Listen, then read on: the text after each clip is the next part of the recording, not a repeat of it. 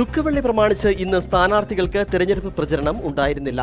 എന്നാൽ UDF സ്ഥാനാർത്ഥി advocate Dean Kuriakose, LDF സ്ഥാനാർത്ഥി അഡ്വക്കേറ്റ് ജോയ്സ് ജോർജ് എന്നിവർ രാവിലെ എഴുകുമ്പയിൽ കുരിശുമലയിൽ തിരുക്കർമ്മങ്ങളിൽ പങ്കെടുത്തു. അതേസമയം NDA സ്ഥാനാർത്ഥി ആരാധനാലയങ്ങൾ, ക്ഷേത്രങ്ങൾ എന്നിവിടങ്ങളിൽ സന്ദർശനം നടത്തി. ഇന്ന് തെരഞ്ഞെടുപ്പ് പ്രചരണ ചൂടിന് അല്പം അയവുള്ള ദിവസമായിരുന്നു. സ്ഥാനാർത്ഥികൾ ഏതാണ്ട് പൂർണ്ണമായും തെരഞ്ഞെടുപ്പ് പ്രചരണ പരിപാടികൾ ഒഴിവാക്കി എന്ന് തന്നെ വേണം പറയുവാൻ. മുൻ വർഷങ്ങളിലെ പോലെ തന്നെ അഡ്വക്കേറ്റ് ഡീൻ കുര്യാക്കോസ്, ജോയ്സ് ജോർജ് എന്നിവർ ദുഃഖവെള്ളി ദിനത്തിൽ കുരിശുമല കയറ്റം, മറ്റ് തിരുക്കർമ്മങ്ങൾ എന്നിവയിൽ പങ്കെടുത്തു. രാവിലെ 7-ന് എഴുകുമ്പയിൽ ടൗൺ കപ്പേളയിലെ പ്രാർത്ഥനകൾക്ക് ശേഷമാണ് കുരിശുമല കയറ്റത്തിന് തുടക്കമായത്. 8:20-ന് പരിഹാര പ്രദക്ഷിണം കുരിശുമല കയറി സെന്റ് തോമസ് മൗണ്ടിൽ എത്തിച്ചേർന്നു.